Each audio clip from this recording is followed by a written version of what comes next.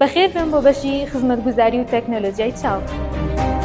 ئەم بەشە یەکێکە لەم بەشە دەگمەن و نایابانەی کە پێویستیەکانی کەرتی تەندروستی لەم بوارانە دابین دەکات. دیاریکردنی نەخۆشیەکانی چاو، پشکنینە سرەتاییەکانی چاو، دروستکردنی چاویلکەی تایبەت. لەم بەشەدا بە شێوەی زانستی و سەردەمیانە لە ڕێگەی پرۆگرامی چڕوپڕەوە خوێندکار فێری چۆنیەتی ئەنجامدانی هەموو پشکنینەکانی چاو دەکرێت کە لەلایەن پزیشکی پسپۆڕۆ دیاری دەکرێت بۆ چاو، وەک پشکنینی کۆمپیوتەری چاو، هەڵسەنگاندنی ئاستی بینین و دیاریکردنی کێشەکانی بینین، دیاریکردنی چاویلکەی تایبەتی پزیشکی. خوێندکار دوای تەواوبوونی خوێندن دەتوانێت لەم بەشانە کار بکات. یاریدەدەری پزیشکی پسپۆڕی چاو لە کاتی نەشتەرگەری و لە کاتی ئەنجامدانی پشکنینەکانی چاو، لە تاقیگەی تایبەت بە ئامێرەکانی پشکنینی چاو، لە بەشی تەکنیکاری چاویلکە سازیەکان، لە نەخۆشخانەکان وەکو کارمەندی تەندروستی تایبەت بە نەخۆشیەکانی چاو. پەیمانگای تەکنیکی و پیشەیی ڕاپەڕین، ئامادەکردنینەوەیەکی پیشەگەر بۆ بازاڕی کار.